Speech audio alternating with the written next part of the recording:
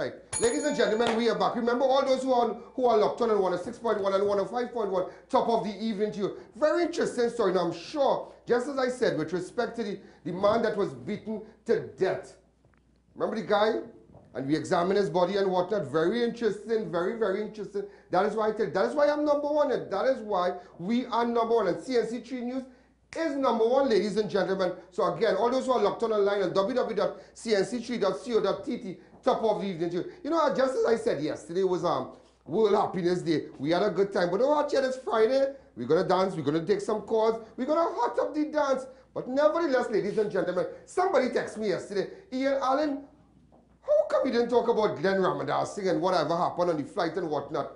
But let me tell you something. You seeing this dance? You seeing this dance, ladies and gentlemen? I want to get my facts. I like to get my facts. So I didn't really have time to talk about that because I did my little investigation. And believe me, I made my calls. Bam, bam, bam. I tell them my hands stretch far up the islands. I did my call. That is one bacchanal thing. Waste of time. And you know, you're hearing Jack Warner saying, cut his throat, bust his throat. Oh my God, when you live in glass house, you shouldn't pelt stone. You understand? You should never do that. Never, never do that. Jack, come now, man. Come now, man. Come now, man. Use another springboard.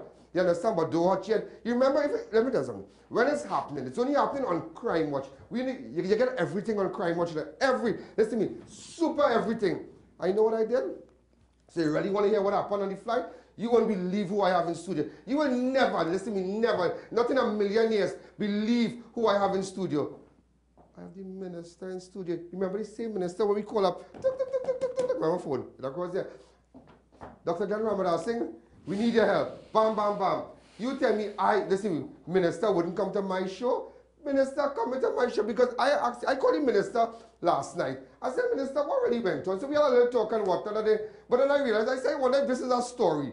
Because I'm like, I wonder if this is really a story because exactly what I heard up the islands back in Trinidad is the exact thing the minister told me. So I was like, when you're minister, you know what? When I put on the phone, I say, you know what? Let me get the minister so maybe we could get more help on Crime Watch, get some little hampers to give out to you because we already have extra food giving us hampers and whatnot. So maybe it's a good opportunity to really meet with the minister, find out what he's doing because that incident, it is so trivial. I mean, I don't know if I might even talk about that, but just maybe, just to hear what's going on and whatnot. So, ladies and gentlemen, just in about 30 seconds from now, in fact, I'm going to take a break. I need to take a break. Let's take a break and let's see. My director just indicated to me the minister is here. He's here, right? The minister is here. No problem. I'm going to fix my tie. Let me look good. We have Minister Glenn. You know Minister Glenn Ramadas is a dresser. So we want to make sure I have him. Wait, right. We're looking good. Hey, look, we have Minister. Minister, good afternoon. Good evening. Come this way. Good evening. Good evening. Stand this way. All rise. Come on. Oh, you're going. What's going on? I'm what good. have you been to? I know you just left Parliament today. Yeah. Today's Friday. Here now, how you been? Relax yourself. How you coping? I saw baby. I saw everything. You understand? But no disrespect. The madam really pretty. Yeah? Yes, she's beautiful. Beautiful lady. Minister, let's get to the point. How you been doing? How you ministry and whatnot? The ministry has been on all departments. We have been going guns. Director, camera guy, just stick up that phone for me. Just stick it up for me there. Thank you. Go ahead. We've been going guns. Obviously, we have the street dweller program where we've been able to take 160 persons off the street. With the street dwelling population in Port of Spain at 534.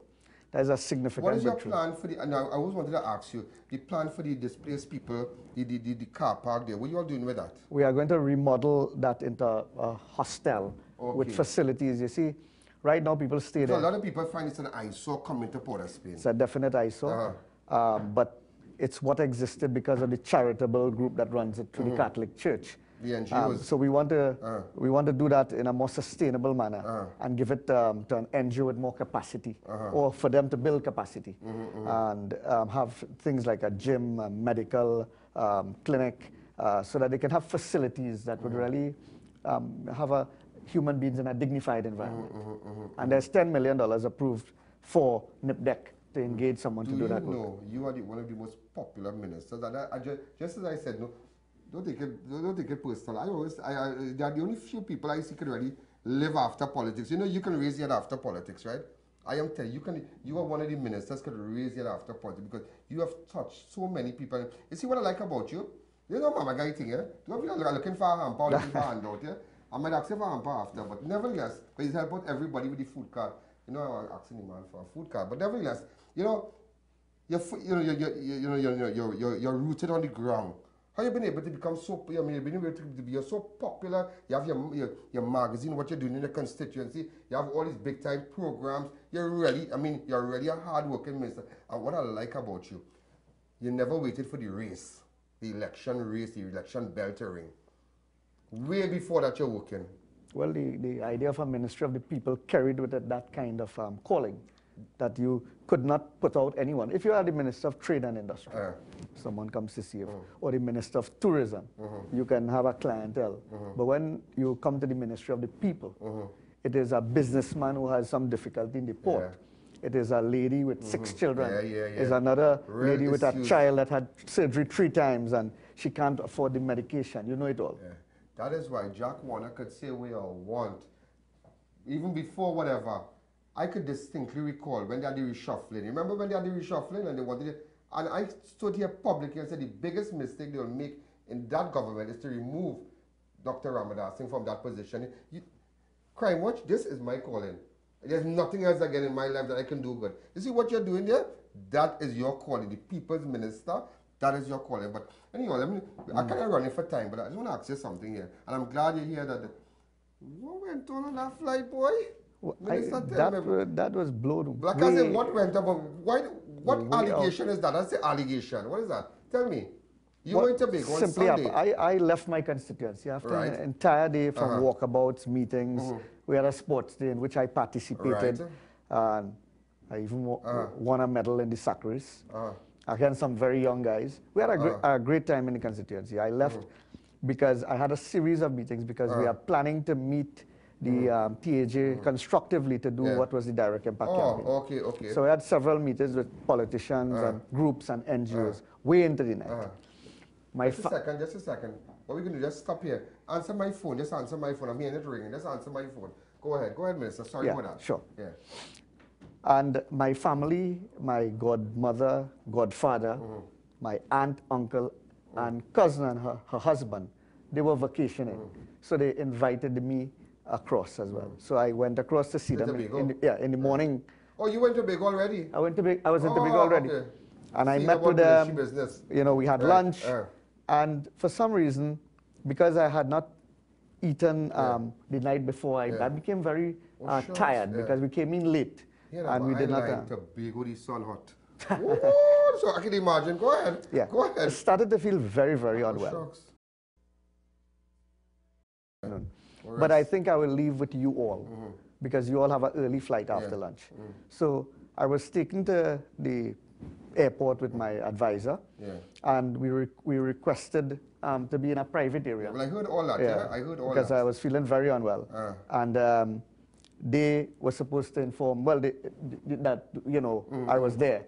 And I went onto the aircraft, and because there was no space in the lockers near to me, because in the last seat. I had to go a couple seats down, and I put up the bag.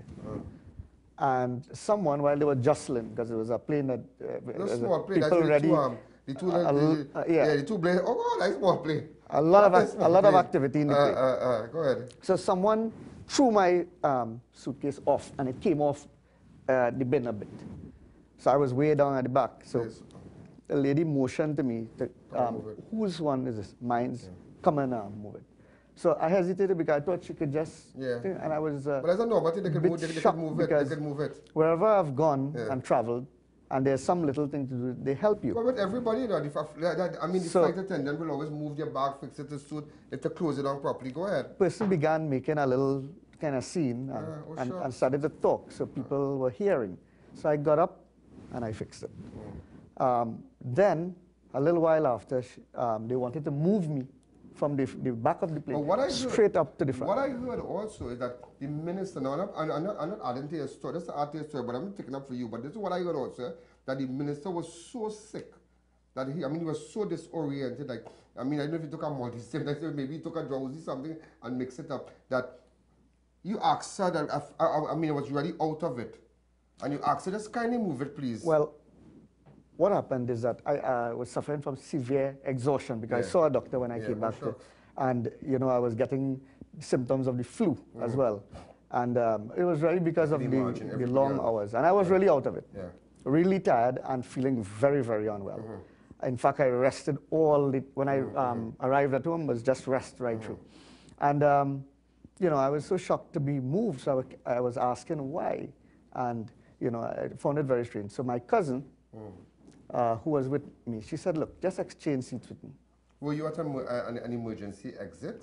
Well, I was at the back, which is a door. I don't know if it's an emergency exit. I understand after, no. And in any event, when my cousin exchanged with me, she told me she was not given any brief about an emergency exit. So we found that strange as well. So I thought, you know, something was a little wrong. So I don't know. I just took up my bag. I wanted to go home. I was very unwell. And we passed through the corridor, all of us as a family. My godfather, my godmother, we spoke today. My cousin, her husband, my uncle, my aunt, all of us were walking together. At what point did this individual, the flight person said, if you can't get up and move your bag? Because apparently, now, this is what I heard, that she's not a Trinidadian national, right?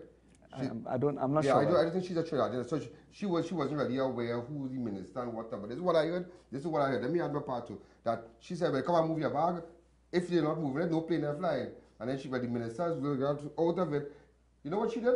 She called up the seniors of a Caribbean, of the airline, the said airline, to come up in the plane. When they come up in the plane, now they realize minister up in the plane. So the people come and say, well, wait now, this is the minister. The minister didn't pull right. If it was Ian Allen, like get up and say, this is Ian Allen, you can't tell me to move no bag. You understand? But the minister did not pull no ranks on her. But when everybody realized what was going on, now she realized that the minister, go ahead. Well, basically, I thought that someone would have mentioned to the cabin crew that I was very unwell because I was like, I really can't.